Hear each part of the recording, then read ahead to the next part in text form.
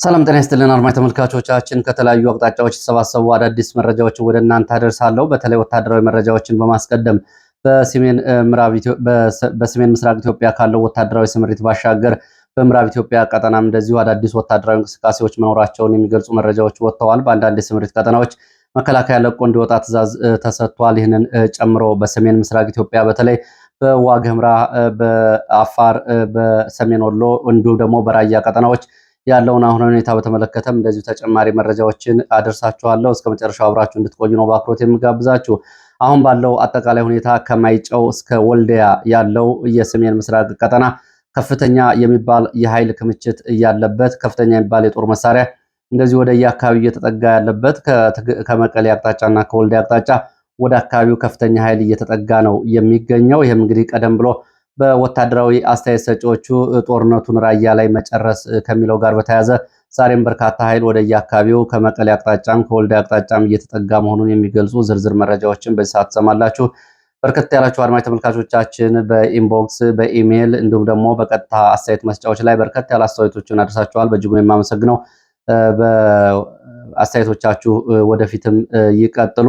ወደ ቀዳሚ መረጃዎች ሳልፍ በአማራ ክልል ሰሜን ሸዋ ዞን በጻድቃኔ ደብረ ምጥማቅ ቅድስት ማርያም ገዳም ዛሬ አሳዛኝ ክስተት ተከስቷል። ይህም ዛሬ ጠዋት ድንገት በተከሰተ የመሬት መንሸራተት አደጋ 14 ሰዎች ህይወታቸው አልፏል። እንዲሁም ደግሞ በ5 ሰዎች ላይ ከባድ ጉዳት ደርሶ ወደ ሆስፒታል ገብተዋል። ሌሎች እንደዚሁ 5 ሰዎች ደግሞ ቀላል ጉዳት ደርሶባቸዋል። በአጠቃላይ ከ25 በላይ ሰዎች ጉዳት ደርሶባቸዋል። ይሄ እጅግ አሳዛኝ ነው። ከዚህ ጋር በተያያዘ በርካታ ተቋማት የሀዘን መግለጫዎችን እያወጡ ይገኛሉ። ኢህአፓን ጨምሮ እናት ፓርቲ ከፖለቲካ ድርጅቶች እንዲሁም ደግሞ ሌሎች የሃይማኖታዊ ተቋማት በዚህ የቅዱስ ስፍራ በመሬት መንሸራተት ህይወታቸው ላለፈ ምዕመናን የተለያዩ የነፍስ ይማር እንዲሁም ደግሞ ነፍሳቸው በአጸደ ገነት እንዲገባ ምኞታቸውንም ለተጎጂ ቤተሰቦች መጽናናቶችን ተመኝተዋል። እናት ፓርቲ በሞቱ ወገኖቻችን የተሰማውን ጥልቅ ሐዘን እየገለጸ ለቤተሰብ ለወዳጅ ዘመድና ለአካባቢው ማህበረሰብ መጽናናትን ተመኝቷል።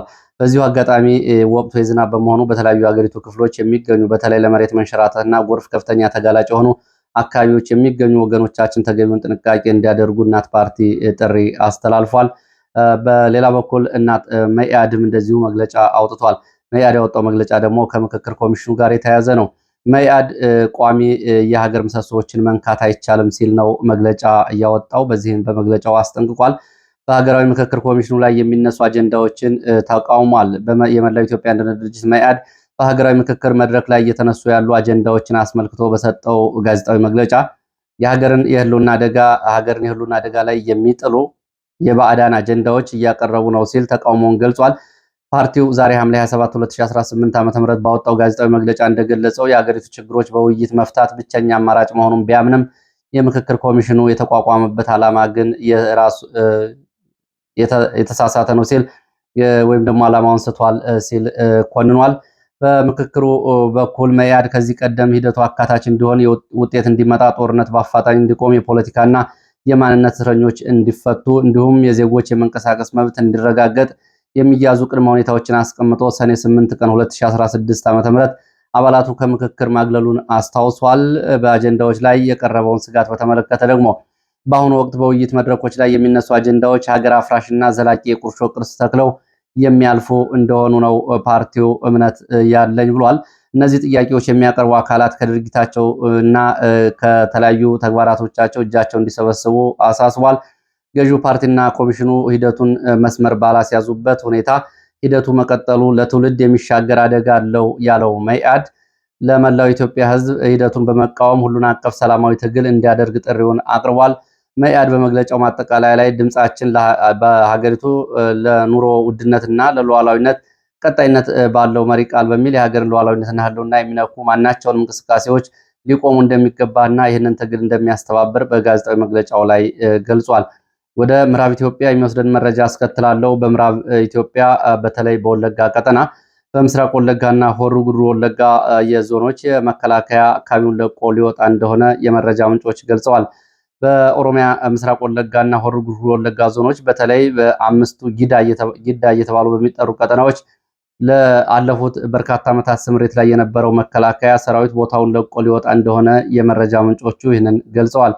የመከላከያው መውጣት ተከትሎ የተተኪነት ስምሪቱን በተመለከተ የገዳ ኮማንዶ በተለይ ባሮ ቱምሳ ተብሎ የሚጠራው የነሽመልስ አብዲሳ ክፍለ ጦር ቦታውን ተረክቦ ስምሪት እንደሚወስድ የዓይን እማኞች ገልጸዋል።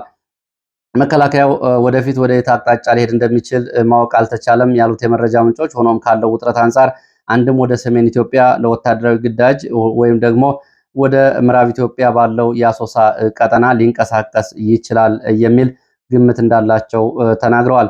እንግዲህ አብይ አህመድ የአማራ ልዩ ኃይልን እንዲፈርስ ሲያደርጉና የአማራ ልዩ ኃይልን በስጋትነት ተመልክተው እንዲፈርስ ባደረጉበት ወቅት የኦሮሚያ ልዩ ኃይል አሁን በዚህ ደረጃ በኮማንዶ ደረጃ፣ በክፍለ ጦር ደረጃ፣ በመካናይዝድ ደረጃ እየተደራጀ ነው የሚገኘው።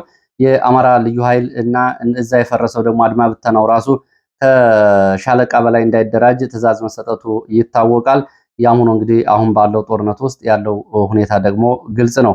ወደ አሶሳ ቀጠና ስንሄድ በአሶሳና ዳውስ ቀጠናዎችም ከፍተኛ የጦር መሳሪያ ዝውውርና የኃይል ስምሪት እየተደረገ መሆኑን የዓይን እማኞች ገልጸዋል።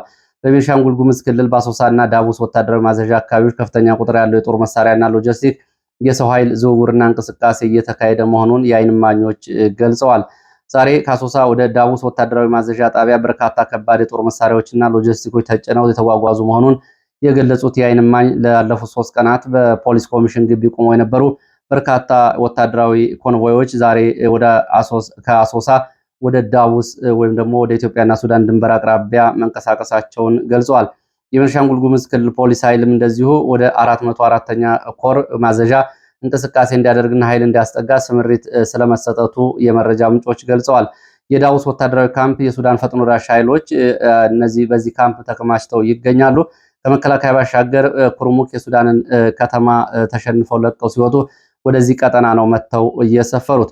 ባለፈው ሰኔ ወር መጨረሻ ላይ የሱዳን ኩርሙክ ከተማ የሱዳን ነጻነት ንቅናቄና አርኤስኤፍ በቁጥጥር ስር መውደቁን ተከትሎ ከስፍራው የሸሹ በአልቡርሃን እጅ መውደቁን ተከትሎ ከስፍራው የሸሹ የኤስፒኤልኤም እና አርኤስኤፍ ታጣቂዎች በኢትዮጵያ በኩል ባሉ በኩርሙክና ዳቡስ ወታደራዊ ካምፖች ጊዜያዊ የመልሶ ዝግጅት እያደረጉ ነው የሚገኙት።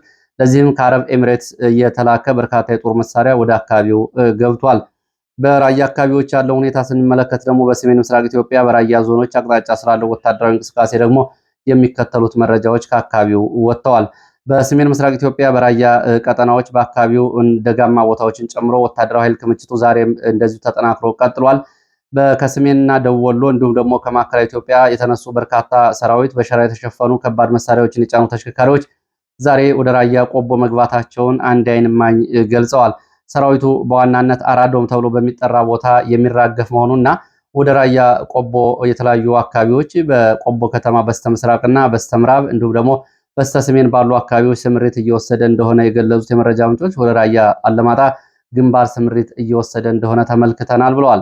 ከራያ ቆቦ ከተማ ወጣ ብሎ በሚገኘው ኢንቨስትመንት ተብሎ በሚጠራው አካባቢ ከፍተኛ ወታደራዊ ክምችትና አዳዲስ ካምፖች የተቋቋሙ ሲሆን አባርጎ፣ ጮቢበር፣ ላስታ መገንጠያ አካባቢዎች መድፎችና ከባድ መሳሪያዎች መጠጋታቸውን እንዲሁም ደግሞ ከፍተኛ ኃይል ክምችት እየተደረገ መሆኑን የዓይን እማኞች ገልጸው በተጨማሪም በደጋማው ክፍል ሙጃ ተኩለሽ ወደ አፋር መስመርን በስተምስራቅ ቢሶበርና ራያ ጨርጨር ትዩ አካባቢዎች ከፍተኛ ኃይል እየተጠጋ ይገኛል ሲሉ ነው የገለጹት።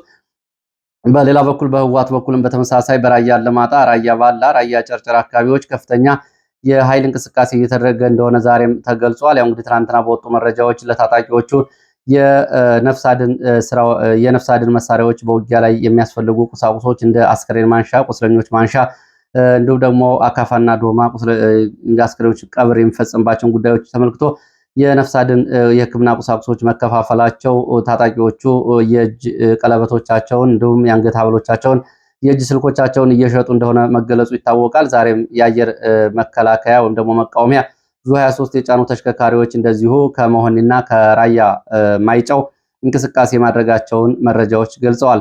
ህወሓት በተመሳሳይ በምዕራብ በኩልም እንደዚሁ አርሚ 11፣ አርሚ 17 እና 35 እንዲሁም ደግሞ 42 ከፊል አህዶቻቸውን ወደ ሱዳን ለማስወጣት እንደዚሁ እንቅስቃሴ እያደረገ ይገኛል።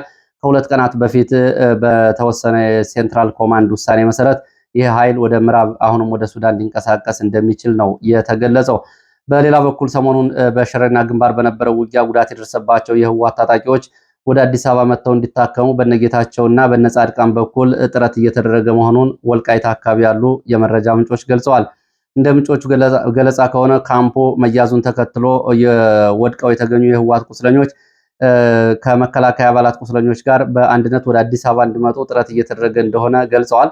በአሁኑ ወቅት በውጊያ የቆሰሉ የመከላከያ የአካባቢው ሚሊሻና የፖሊስ አባላት በሁመራ እንዲሁም ደግሞ ዲቪዥን ተብሎ በሚጠራ በሚገኝ ሆስፒታልና ከፍተኛ ጉዳት ደረሰባቸው ወደ ጎንደርና ወደ አዲስ አበባ ሆስፒታሎች ስለመላካቸው የገለጹት የመረጃ ምንጮች በአካባቢው ወድቀው የተገኙ የህወሓት ታጣቂዎችም ወደ አዲስ አበባ እንዲመጡና ሕክምና እንዲያገኙ እየተሞከረ ነው ብለዋል። ከ3 ቀናት በኋላ በዚህ ግንባር ያለውን ሁኔታ በተመለከተ የህወሓት የማህበራዊ ሚዲያ ገጾች የወታደራዊ ድል ተቀዳጅተናል በሚል የሚከተለውን አሃዛዊ መረጃ የተደገፈ የአውደ ውጊያ ውሎ መረጃ አውጥተዋል። የአብይ አህመድ ኃይሎች በዚህ በሽሬና ግንባር ከትግራይ ሰራዊት ጋር ያደረጉትን ውጊያ ተከትሎ የትግራይ ሰራዊት ምሽጉን ሳይደፈር በጠንካራ መከላከል ላይ ቆይቷል ያለው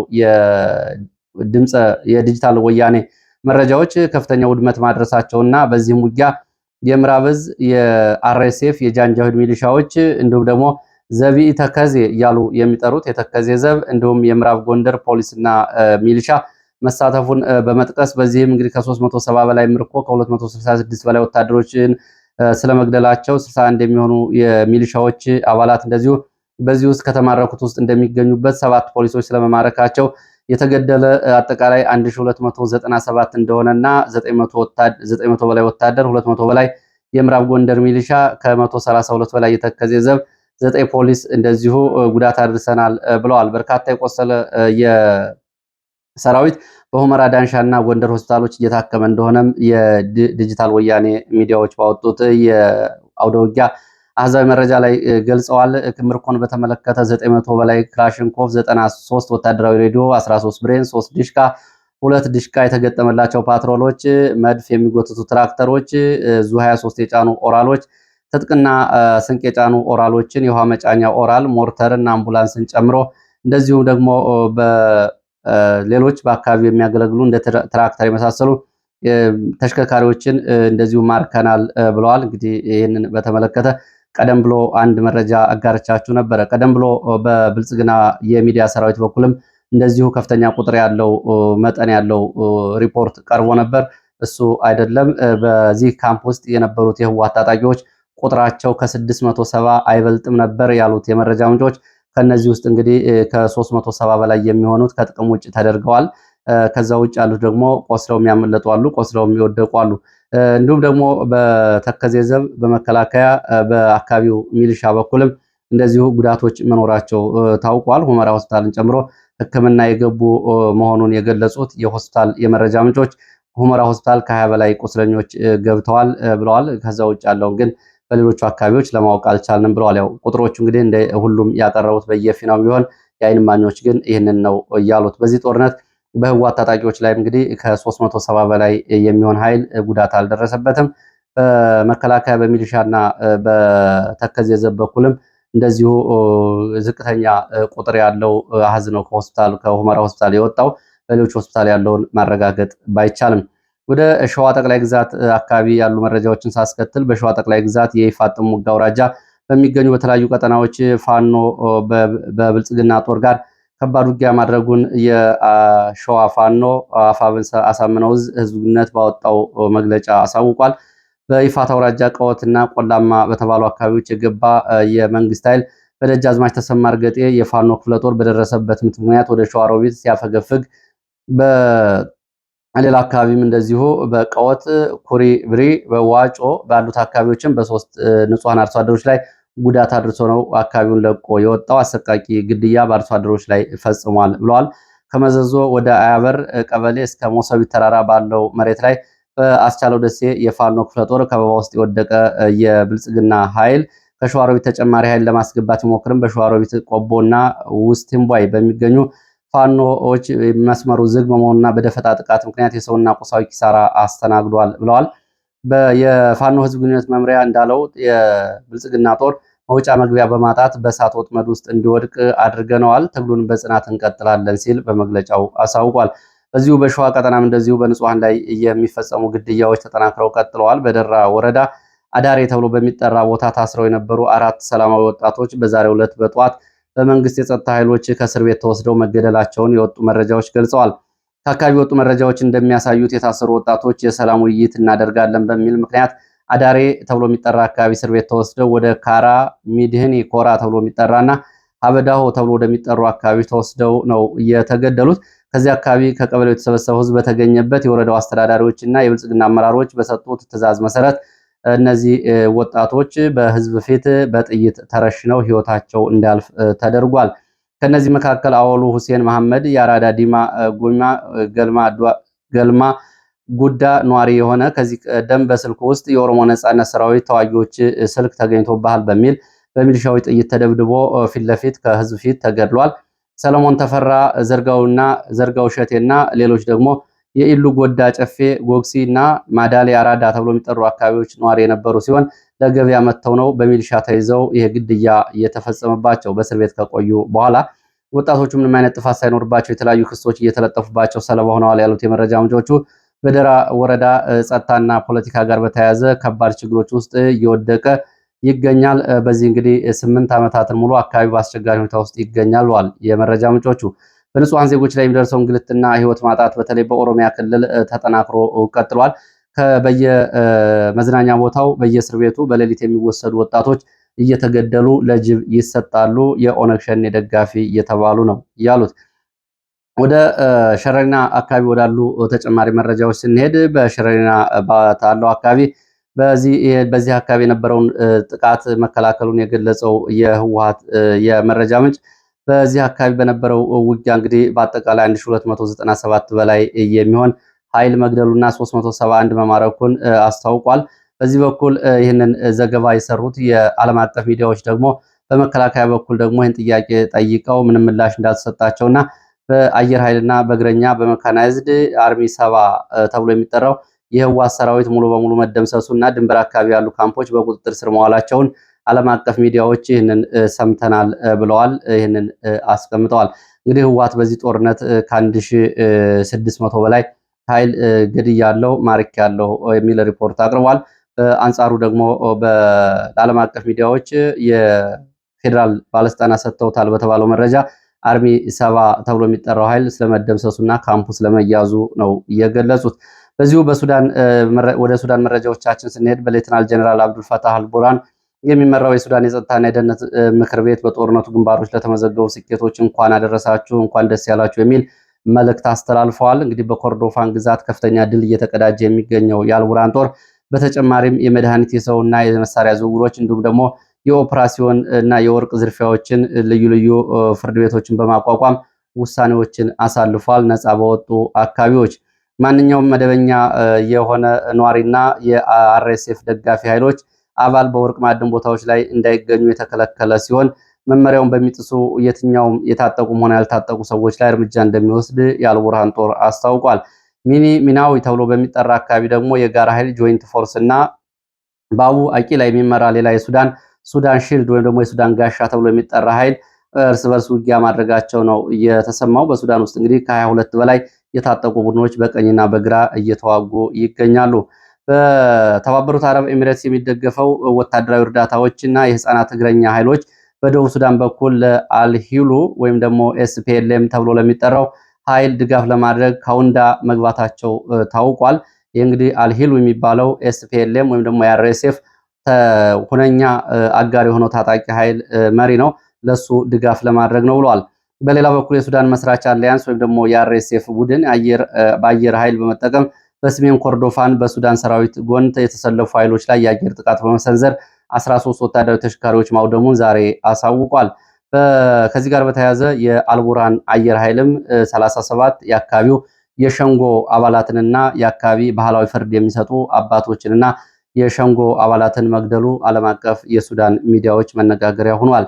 በሌላ በኩል ወደ ሶማሊያ ስንሄድ የጁባላንድ ፕሬዝዳንት አህመድ መሐመድ ኢስላም ማዶቤ በኪስማዮ ከአሜሪካ ኮንግረስ አባል ሮኒ ጃክሰን ጋር መወያየታቸው ታውቋል። ውይይቱ በጁባላንድ የጸጥታ ኃይሎችና በዳናብ ኮማንዶ እና በአሜሪካ የአፍሪካ እዝ አፍሪኮም አልሸባብን ለመዋጋት የሚያደርጉት የተቀናጀ የጸጥታና የጸረ ሽብር እርምጃ ላይ ያተኮረ እንደሆነ ነው የታወቀው። አሜሪካ እንግዲህ በሶማሊያ ጉዳይ ላይ ያው ትራምፕ የሶማሊያን አንድነት አከብራለሁ ቢልም ግን የልኡካን ቡድኖቹ የጁባላንድን፣ የሶማሌላንድን፣ የፑንትላንድ መሪዎችን፣ የሞቃዲሾ መሪዎችን በተናጠል ነው ያገኟቸው። ሶማሊያ ውስጥ 4 ፕሮቶኮል ግንኙነቶችን አድርገዋል። ይህም እንግዲህ ለየግዛቶቹ ያላቸውን እውቅና ያሳያል። ከጸጥታና ከግብረ ኃይል ጋር በተያያዘ የግብፅ ጦር በምስራቃዊ በረሃ አካባቢዎች ህገወጥ የወርቅ ፍለጋ ተሰማርተዋል ባላቸው የሱዳን ወጣቶች ላይ ሁለተኛ ምዕራፍ የአየር ኃይል ጥቃት መጀመሩንና በቀጠናው ላይ ተከታታይ ጥቃቶች እንደሚፈጽም ዛሬ አስታውቋል።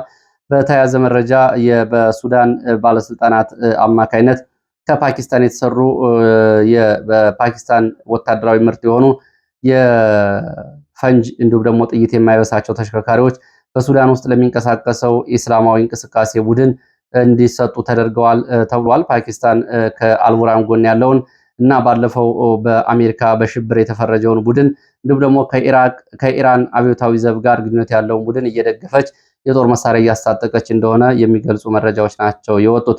ለሰዓት የነበሩ መረጃዎች እነዚህ ናቸው። ስለተከታተላችሁ በእጅጉ አመሰግናለሁ። በሌላ ተመሳሳይ መርሃ ግብር እንገናኛለን።